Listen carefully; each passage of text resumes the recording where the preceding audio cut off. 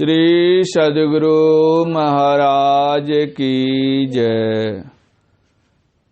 पूज्यपाद महर्षि संतसेवी परमहंस जी महाराज का प्रवचन।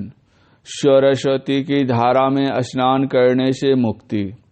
आदरणीय सज्जन वृंद तथा आदरणीय माताओं एवं भक्तिमती बहनों, आज की तिथि को कोई श्री पंचमी कहते हैं तो कोई वसंत पंचमी। वस्तुतः आज माघ शुक्ल पंचमी है। आज की तिथि में विद्या चाहने वाले विद्यार्थीगण विद्या वरदा सरस्वती देवी जी की पूजा क्या करते हैं। विद्या वरदा देवी की जो मूर्ति होती है, प्रतिमा होती है या तस्वीर होती है, उस ओर यदि हम दृष्टिपात करते हैं तो देखते हैं कि उनका वाहन हंस है। हंस में यह क्षमता होती है कि वह नीर और क्षीर का विवेक करता है। यदि कोई क्षीर और नीर मिलाकर उसके आगे रख दे तो उसमें से वह क्षीर को ग्रहण कर लेता है और नीर को छोड़ देता है। यह इस विषय की परिपुष्टि करता है कि जिस देवी के वाहन में यह क्षमता है, उस देवी के उपासक को कैसा होना चाहिए। जिस देवी से हम विद्या ग्रहण करें तो हमें कैसा होना चाहिए, अर्थात हम में विद्या ददाति विनयम तथा सत्य असत्य का विवेक होना चाहिए। सत्य को ग्रहण करना और असत्य का त्याग करना चाहिए। जो सत्य को ग्रहण करते हैं और असत्य का त्याग करते हैं वे साधुवत हो जाते हैं, तब वे सामान्य विद्यार्थी नहीं रह जाते। इसीलिए कबीर साहब ने कहा था, साधु ऐसा चाहिए जैसा सूप सुभाए, सार सार को गही रहे, थोथा दे उड़ाए। जो सार हो उसको ग्रहण कर ले और जो असार हो उसका त्याग कर दे। सरस्वती देवी जो श्वेत वस्त्र धारण किए हुए गौरवर्ण है, उनका यह गौरवर्ण और उज्जवल वस्त्र सात्विकता का प्रतीक है। अर्थात विद्यार्थी को सात्विकी वृत्ति का होना चाहिए। आहार विहार और व्यवहार सात्विक होना चाहिए। लेकिन वास्तविक सात्विक वृत्ति हमारी तब तक नहीं हो सकती जब तक हम सत्व गुणी धारा को धारण नहीं करें। वह सत्व गुणी धारा क्या है, कहाँ है? वह सरस्वती की धारा है, ज्ञानमयी धारा है। अपने अंदर उसमें हम डुबकी लगावें। हमारे अंदर 3 धाराएं हैं। ये तीनों धाराएं क्रमशः दाएं बाएं और मध्य में विराजती हैं। बाईं धार और दाईं धार ये दोनों रजोगुणी और तमोगुणी धाराएं हैं। मध्य की धारा सत्वगुणी है। रजोगुणी धारा में जब तक हम रहेंगे उसमें चंचलता रहेगी। तमोगुणी धारा में जब तक हम रहेंगे उसमें मूढ़ता बनी रहेगी। ज्ञान तो मिलता है बीच की धारा यानी सात्विक धारा में। इसलिए एक बंगाली महात्मा संत ने कहा है, बामे ईरा नारी दक्षिणे पिंगला, रजस तमो गुणे करीते छे खेला, मध्य सत्व गुणे सुषुम्ना विमला, धर धर ताड़े सादरे। उन्हीं दाईं और बाईं धाराओं को गंगा यमुना की संज्ञा दी गई है और बीच की धारा को सरस्वती की धारा कही गई है। ज्ञान संकलिनी तंत्र में आया है, ईड़ा भगवती गंगा पिंगला यमुना नदी, ईड़ा पिंगलयोर मध्य सुषुम्ना च सरस्वती, त्रिवेणी संगमो यत्र तीर्थ राजा स उच्यते, तत्र स्नानं प्रकुर्वित सर्व पापः प्रमुच्यते। ईड़ा पिंगला और सुषुम्ना की चर्चा हम योग शिखोपनिषद में भी पाते हैं, जो कृष्ण यजुर्वेद का अंश है। इसमें सुषुम्ना की नारियों में सर्वश्रेष्ठ और सत्व प्रधान बतलाया है। एको तरंग नाड़ी शतंग ताशांग, मध्य पड़ा स्मृता सुषुम्ना, तू पड़े लीना विरजा ब्रह्म रूपिणी, ईड़ा तिष्ठति वामेन पिंगला दक्षिणेन तु, तयोर मध्य परंग स्थानं यस्त द्वेद सवेदवित। ईड़ा बाईं ओर रहती है और पिंगला दाहिनी ओर। उन दोनों के बीच में जो स्थान है सुषुम्ना, उसको जो जानता है वही वेद जानता है। जो सरस्वती की धारा में गोता लगाते हैं, डुबकी लगाते हैं, उनका हृदय पवित्र हो जाता है। पवित्र ज्ञान उज्जवल ज्ञान की प्राप्ति होती है, उसका आचरण भी पवित्र हो जाता है। यह उसका प्रतीक है। संत कबीर साहब कभी स्कूल, कॉलेज, मदरसा नहीं गए। उनसे किसी ने पूछा, आप इतने बड़े विद्वान कैसे हो गए? मसी कागज छुओ नहीं, कलम गहियो नहीं हाथ वाली बात आपके साथ चरितार्थ है। इसके उत्तर में उन्होंने कहा था, मैं मरजीवा समुद्र का डुबकी मारी एक, मुट्ठी लाया ज्ञान की जामे वस्तु अनेक।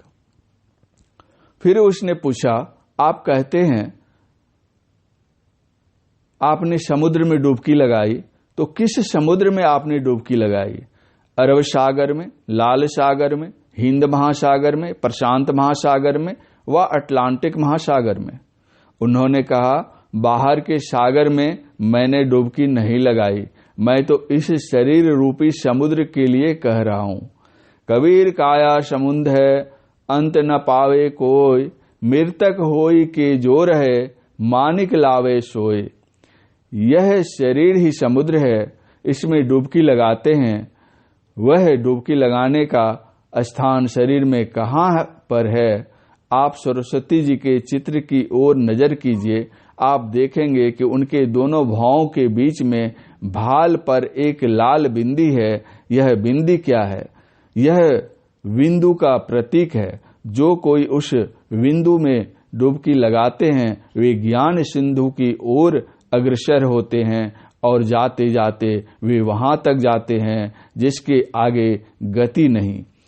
फिर तो वहां ऐसा ज्ञान मिलता है जिस ज्ञान को प्राप्त कर लेने के पश्चात अन्य किसी प्रकार का ज्ञान बाकी नहीं रह जाता, वह है आत्मज्ञान। इसीलिए स्वामी विवेकानंद जी महाराज ने कहा था, यदि विद्वान बनना चाहते हो तो अपने मस्तिष्क का अध्ययन करो। तुम्हारा मस्तिष्क अनंत ज्ञान का भंडार और अछोर पुस्तकालय है। आंतरिक पुस्तक पढ़ने का आरंभ यहाँ से होता है जहाँ तुम अभी बैठे हो। सुना कि बाबा देवी साहब कहते थे, यह पुस्तक अधिक पन्ने की नहीं है, केवल 3 पन्ने की है। पहला पन्ना है अंधकार का, दूसरा पन्ना है प्रकाश का और तीसरा पन्ना है शब्द का। इन तीनों पन्नों को पढ़ लो, महाविद्वान हो जाओगे। उससे बढ़कर और कोई विद्वान हो ही नहीं सकता। उसी बिंदु के सिंधु में डुबकी लगाए हुए थे स्वामी विवेकानंद जी महाराज। वे विद्यालय की शिक्षा बीए तक पढ़े थे, किंतु उनकी योग्यता ऐसी थी कि जब वे विश्व धर्म सम्मेलन में अमेरिका गए और उनका प्रवचन लोगों ने सुना तो सबने दांतों तले अंगुली दबाई थी कि ये कहाँ के विद्वान आ गए, और उन सबको एक स्वर में कहना पड़ा, he is learn beyond learning, अर्थात ये विद्या से बाहर के विद्वान हैं। विद्या वरदा सरस्वती लौकिक विद्या देती है, अपरा विद्या देती है, लेकिन पारलौकिक विद्या, परा विद्या नहीं दे सकती। इस आत्मज्ञान को प्राप्त करने के लिए, बिंदु की सिंधु में डुबकी लगाने के लिए हमें संत सदगुरु के पास जाना होगा। सरस्वती देवी से संबंधित यह श्लोक सुप्रसिद्ध है। सरस्वती महामयी वीणा पुस्तक धारणे, हंस वाहन संयुक्ता विद्या दान करो तुम्हें। सरस्वती जी के वक्ष स्थल पर वीणा विराजती है और हाथ में पुस्तक। ये बाह्य उपकरण किसका प्रतीक है? आंतरिक नाद के। जो बिंदु ध्यान करते हैं उनको उस नाद की अनुभूति होती है। योग शिखोपनिषद के 2 अध्याय में लिखा है, बिंदु पीठं विनिर्विद्य नाद लिंगमुपस्थितम। इस विषय की परिपुष्टि संतवाणी इस भांति करती है। उपनिषद में जिसको बिंदु की संज्ञा दी गई है, संतों ने उसको कहीं बिंदु, कहीं तिल, कहीं तारा आदि कहकर अभिहित किया है। यथा बिंदु में तह नाद बोले, रैन दिवस सुहावनंग, संत पलटू साहब। प्रथम ही सूरत जमावे तिल पर, मूल मंत्र गही लावे, गगन गराजय दामिनी दमके, अनहद नाद बजावे। संत राधा स्वामी साहब जी महाराज के वचन में है, तू तो सूरत जमा नभ द्वार, शब्द मिले छूटे जंजार, शब्द भेद तू जान गंवार, क्यों भरमय तू मन की लार, सूरत खैंच तक तिल का द्वार, दहिनी दिश शब्द की धार। जब हम अपने प्रातः स्मरणीय परम पूज अनंत श्री विभूषित श्री सद्गुरु महाराज की जी के साहित्य का अवलोकन करते हैं तो उनके वचन में भी हम इसी का गुंजन पाते हैं। यथा तिल द्वार तक के सीधे, सूरत को खैंचला, अनहद धुनों को सुन सुन, चढ़ चढ़ के खोजना। और हाथरस निवासी संत तुलसी साहब कहते हैं, गगन द्वार दिशे एक तारा, अनहद नाद सुने झनकारा। कितना गिनाया जाए, संतों की वाणियों में बिंदु और नाद की चर्चा भरी पड़ी है। भगवान बुद्ध को जब वैराग्य हुआ तो वे राजपाट, धन दौलत, पत्नी पुत्र, घर वार परिवार आदि सब का त्याग कर शांति की खोज में यत्र तत्र घूमने लगे। कहीं शांति नहीं मिली। एक दिन वे आंखें बंद कर मौन बैठे थे। बैठे बैठे उनको तंद्रा आ गई। पश्चात उन्होंने स्वप्न में देखा इंद्र आए हैं। उनके हाथ में तान पूरा है जिसमें 3 तार लगे हैं। पहला तार कसा हुआ था, उसकी आवाज कर्कश थी। दूसरी ओर का तार बहुत ढीला था, उसकी आवाज घरड़ घरड़ होती थी, सुनने में अच्छी नहीं लगती थी। तीसरा तार जो मध्य में था वह न बहुत ढीला था न बहुत कसा हुआ ही, उसकी ध्वनि बहुत मधुर थी। उन्होंने समझा सांसारिक लोगों का तार बहुत ढीला होता है और मैंने अपने तार को बहुत कसा, इसलिए न तो उन लोगों को शांति मिलती है और न मुझे ही शांति मिली। मुझिम मग को अपनाना चाहिए। उसी मध्यम मार्ग को अपनाने पर उनको शांति मिली। यह मध्यम मार्ग क्या है? ईड़ा और पिंगला के बीच में स्थित सुषुम्ना है। उस मध्य के तार को हम पकड़ें, उस तार में ही सार भरा हुआ है, अमृत भरा हुआ है। जो कोई उस तार को पकड़ते हैं वे ही उस शब्द धार को पकड़ते हैं और चलते चलते एक न एक दिन भव पार कर जाते हैं, उनका उद्धार हो जाता है। लेकिन उस शब्द धार को पकड़ने व पार करने की कला सरस्वती जी नहीं जानती हैं। इसीलिए शास्त्र में लिखा है, नादाब धेस्तु परंग पारंग न जानाति सरस्वती, अद्यापि मंजन भयात तुम्ब वहती वक्षसी। अर्थात नाद रूपी समुद्र की सीमा सरस्वती जी नहीं जानती, इसलिए आज भी डूबने के भय से हृदय के में पास तुम्बे को धारण की हुई है।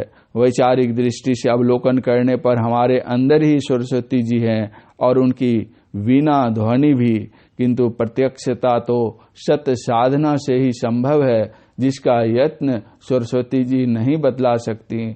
उसका यत्न तो संत सद्गुरु ही बतला सकते हैं। इसीलिए आपके सामने श्रद्धालु विद्यार्थियों ने नीचे में सरस्वती जी का और ऊपर में पूज्य गुरुदेव का चित्र सजाया है। मानो नीचे में प्रकृति है और ऊपर में पुरुष विराजमान है। जैसे वृक्ष की जड़ में पानी डालने से संपूर्ण वृक्ष हरा भरा हो जाता है, उसी प्रकार एक संत सद्गुरु की पूजा में सभी देव देवियों की पूजा हो जाती है। इतना ही नहीं, परम प्रभु परमात्मा का भी पूजन उसी में हो जाता है, क्योंकि देवी देव समस्त पूर्ण ब्रह्म परम प्रभु गुरु में करें निवास कहते हैं संत सबो। स्वामी श्री लक्ष्मीनाथ परमहंस जी ने भी कहा है, सकल देव गुरुदेव जगत में और न दूजे देवा, गुरु पूजे सब देवन पूजे, गुरु सेवा सब सेवा। सब देवों के देव गुरुदेव हैं, उनकी आराधना करें, उनकी बताई हुई सद युक्ति के अनुसार हम साधना करें, उनके आदेश और उपदेश के परिवेश में अपने को रखें। भव क्लेश निःशेष होंगे, लौकिक पारलौकिक दोनों प्रकार के ज्ञान हो जाएंगे, परम कल्याण होगा। यही परमाराध्य देव के उपदेश का सार है। इन पंच पापों से हम बचें, ईश्वर पर विश्वास करें, उनका पूर्ण भरोसा करें रखें, बाह्याभ्यंतर दोनों प्रकार के सत्संग करें, सदाचार का पालन करें और जीवन यापन के लिए तो गुरुदेव का आदेश है, जीवन बिताओ स्वावलंबी, भरम भारे फोरी कर, संतों की आज्ञा है ये में ही, माथ धर छल छोरी कर। सबके संस्कार एक से नहीं होते। लौकिक विद्या को भी हम लोग जाने और पारलौकिक विद्या को भी। यही गुरु महाराज के आदेश हैं। सा विद्या या विमुक्त, वस्तुतः विद्या वह है जो मुक्ति प्रदान करे। यही थोड़ा सा आप लोगों की सेवा में कहा। धन्यवाद। महर्षि संतसेवी परमहंस जी महाराज का यह प्रवचन 23/1/1988 ईस्वी को महर्षि में ही आश्रम कुप्पा घाट भागलपुर में सरस्वती पूजा के अवसर पर हुआ था। श्री सद्गुरु महाराज की जय।